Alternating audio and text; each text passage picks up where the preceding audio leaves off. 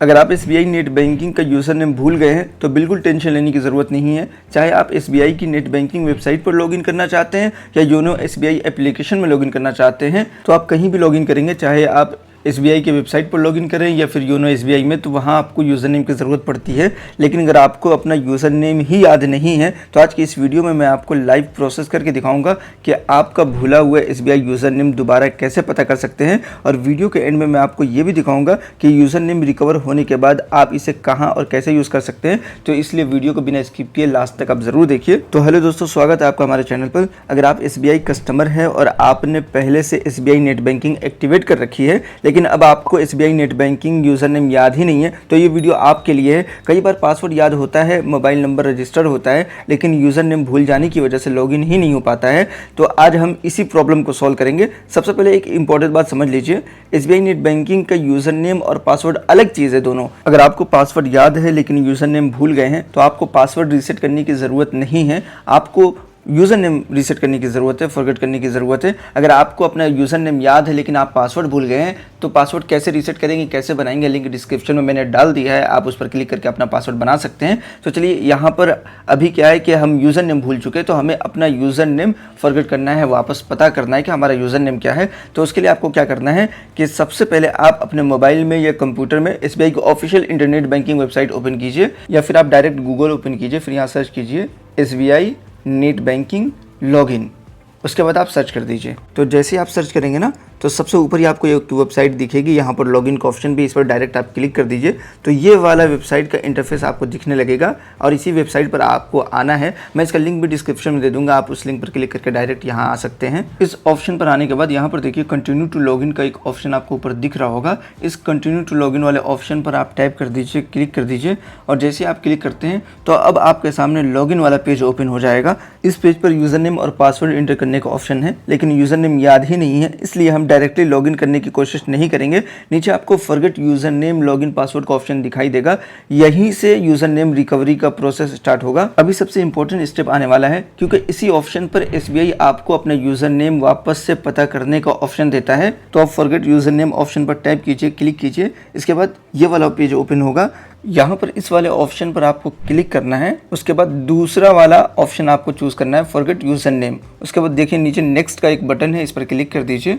अब यहाँ पर क्या करना है कि आप अपनी बैंक की डिटेल्स यहाँ पर इंटर करेंगे, ऊपर से आईएफ नंबर, फिर कंट्री, उसके बाद मोबाइल नंबर, उसके बाद यहाँ पर जो कैप्चा दिख रहा है ना, ये सेम टू सेम आपको इंटर करना है। अगर कोई डिटेल्स गलत इंटर कर देते हैं, गलत डाल देते हैं, तो रिकवरी प्रोसेस आगे नहीं बढ़ सकता। इसलिए जल्दी जल्दी में डिटेल्स इंटर बिल्कुल ना कीजिएगा। एक एक चीज़ को आप देखकर, समझकर और बैंक से मिलाकर ही आप इंटर कीजिएगा, क्योंकि यहाँ एक छोटी सी मिस्टेक की वजह से भी यूज़र नेम रिकवरी फेल हो जाएगा। और इसलिए कि जो डिटेल्स यहाँ पर इंटर करना है आप अपने पासबुक से मैच करके आप इंटर कीजिए। ये एंटर करने के बाद आप सबमिट पर क्लिक कर देंगे। तो जैसे आप सबमिट पर क्लिक करते हैं तो आपके रजिस्टर्ड मोबाइल नंबर पर एक ओटीपी आएगा। तो उस ओटीपी को यहाँ पर एंटर कर दीजिए। और ये ध्यान रखिएगा कि ओटीपी आपको किसी के साथ शेयर नहीं करना है, ना ही किसी यूट्यूब के कमेंट में या किसी को व्हाट्सएप पर आपको शेयर करना है। आपको किसी को भी अपना ओटीपी शेयर नहीं करना है। ओटीपी आप यहाँ पर इंटर करेंगे। ओटीपी इंटर करने के बाद नीचे देखिए आपको कन्फर्म का एक ऑप्शन दिख रहा होगा, इस पर क्लिक करेंगे। लेकिन मेरे पास अभी जस्ट ओटीपी आया है, तो चलिए मैं ओटीपी इंटर कर देता हूँ। ओटीपी इंटर करने के बाद कन्फर्म पर क्लिक करेंगे।